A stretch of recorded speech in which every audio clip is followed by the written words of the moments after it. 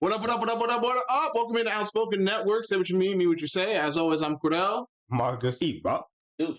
And before we get into it, please like, subscribe, rate, review, share on all socials. Please. And with our topic of the day, with the NBA offseason going full force right now, we're going to talk about what are our favorite moves thus far that we have seen in the offseason. E-Rob, you're up. Man, you know what? There's been some very interesting moves made so far. And we're talking both free agency and trades. You know, the draft has been a little bit impactful, but we'll leave that alone. We'll leave that aside. So my favorite move so far is Klay Thompson to the Mavs, because I think he definitely provides them a different layer of shooting that they desperately needed in the finals, because minus Luka and Kyrie, nobody else was doing anything offensively. He is at a stage of his career where his skill set is starting to take a step back, and it's a little noticeable, but at the same time, it's like, man, he had 17 last year, right? And he still shot like 39% from three. So he was still able to be an effective shooter. Honestly, with him being there, I think the pressure's off his shoulders a little bit as well, because he's not playing. I mean, granted, he's playing with Luka and he's not playing as Steph Curry's sidekick, but there's, championship expectations every single year for the Warriors, regardless of how the season goes. And now in Dallas, that takes a little bit of pressure off the plate. You're still expecting Dallas to make a postseason run, but I don't think nobody here expected Dallas to make the finals this year. No. None of us. I feel like some people might next year. I got my question on that. It depends.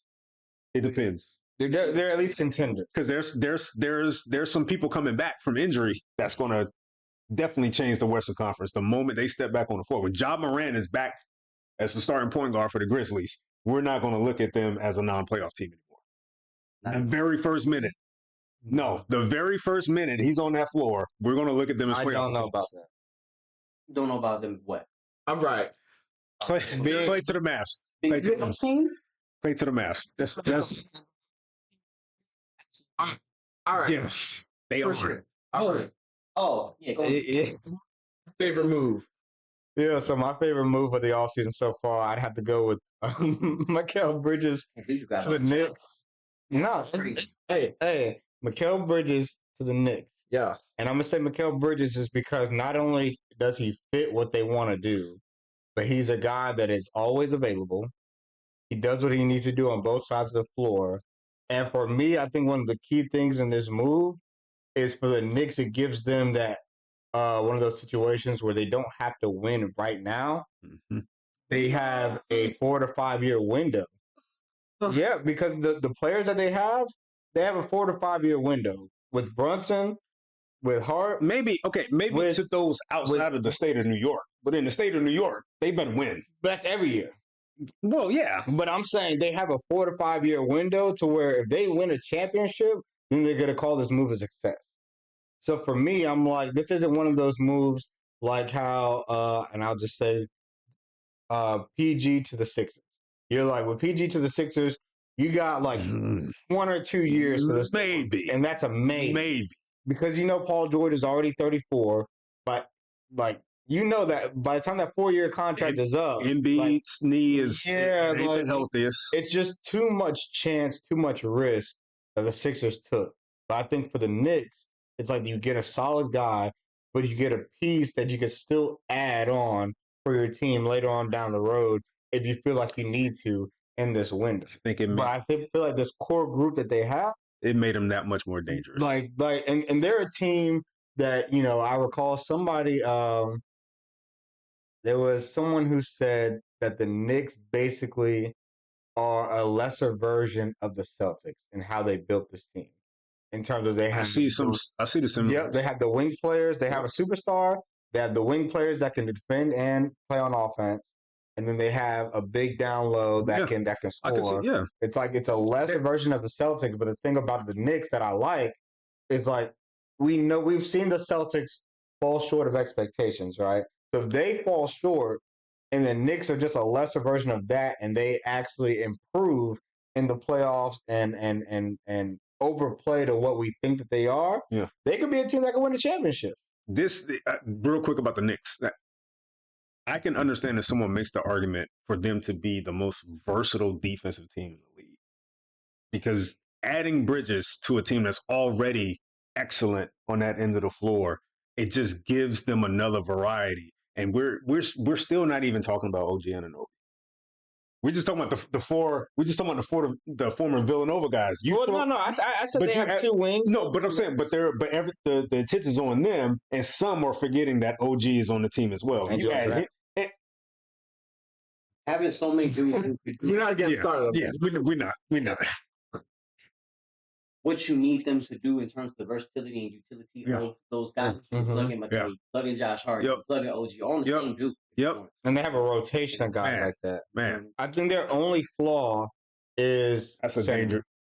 Yes, I'm saying. Yeah, which leads us to the departure of Isaiah Hartenstein, which is my favorite. Nice segue. Great job. Love so at this stage 1 of Chet's career, having someone who can pop in and play the 5, move Chet down to the 4, which I think the way that his body type is built, even just the way that he played the game, had a little more finesse, that will allow him to develop easier. Even just having this year to play some 5 and get some reps there, see kind of how he needs to maneuver, where his limitations are. Being able to play the 4, and then when I guess rotating in at the 5 occasionally, still getting those reps, having a little buffer is going to be important. But plugging a guy like Hartenstein in there who doesn't need to score, he'll give you 8, 10 rebounds a game, play good defense, get you a block. A block or 2. Yeah. Very selfless guy. We've seen how hard he was playing in the playoffs for the Knicks. Couple hustle plays. You know what I'm saying? Couple 15, 17 rebound games. You know what I'm saying? Like you could feel his presence. Like more like when you put in Mitchell Robinson and then put in Isaiah Hartenstein, you saw completely different energy on the court. Especially when he got fouled. Sure did. You could feel, especially when Mitchell got fouled. You could feel the shift. So adding somebody like that to a team like the Thunder, who had the number 2 MVP, should have been MVP in my opinion, in Shea, Gilgeous-Alexander, you plug it into the number 1 seed in the West, along with bringing in Caruso too. The Thunder have depth as well, and they have draft capital. The way that they're setting their team up, for real, it just seems as though they're plugging in the right players to continue this. I didn't love his contract, 3 years, $87 million. But the one caveat was the fact that they have plenty of cap space right now. They're only paying 1 player the max contract, right? Like Chet is still on his rookie deal. Jalen Williams is still on his rookie deal. So and by the time Hartenstein's contract is up, it'll be time to pay them the max. So they thought it through. Yeah, they did. They thought it through. Sorry that the Thunder took the offender. I know. You deserve better. They took the wrong player, man. They should have taken the other guy. I really want to love PG to the 76ers. Why? Really, it's why? I want it to work. I like PG. I always like PG. They got 1 year to do it. It's like you're taking a team that's already underwhelming in the postseason, and you're adding a player that has a history of being underwhelming in the postseason.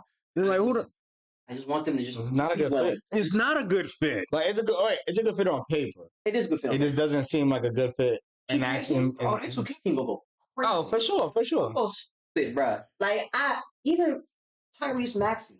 For me, I was telling y'all, he's my line between. Well, I guess he's a star. He's not a superstar yet. He is a star. He's a star. He is a star. I guess I don't know my line. Tyrese Maxey different though. He and his growth. He and I were talking. This postseason showed me that Maxey can be the dude late, and he wants to be the dude. But I don't know if he's going to be with these two. He's got to be above PG on the option. I'm hoping so. Hoping so. He's got to be the second. Maxey showed me this postseason he's not afraid of the shot. If PG's a second option somehow, then man, no. 3 dudes like this, I don't feel like it's a matchup thing. I don't feel like it's an option thing. I feel like it's a matchup. No, somebody has to fall back. No, I'm thinking you pick and choose your matchups. That's what I'm thinking. I don't feel as though, because when you think about all these things that we just talked about, there is a hierarchy. right? Brunson gonna get the ball, and then whoever gets the ball after that. I'm giving. But no offense. think about it. Think about it. No offense. Is the super. No offense. I'm giving him the ball against the Knicks. Giving Embiid the ball. No, I'm giving Maxey the ball against the Knicks. I agree. Because Maxey hit a couple shots late. No. Against that backcourt. But Embiid's still the number one option. All right. They're not gonna have that backcourt on Maxey though. I'm saying like we know the Knicks' flaw is at center. We're not just not give him the ball. I don't know. They didn't give him the ball. They didn't give him the ball this past postseason. Yes, they did. It was just the one. No, Maxey was hitting the big shots late. Yes, for the closeout game. Yes, but I'm just saying overall, it was still Embiid third. Embiid was. Yeah, we saw that. Embiid played one of the better postseasons I've seen him play on one leg. Yeah, I give him that. However, he's still disappointing in the loss. Winning the series, yes, but I'm just saying he's still the number one option. And now Paul George is there. It's like I don't love it. I don't love it. He's got to be. I don't love it. All right. Well, that's going to do it for this topic. Hope you guys enjoyed it. Please like, subscribe, share, rate, review, and all that good stuff. Till next time, I am Cordell. Marqus. Be easy, be breezy, and please take it easy.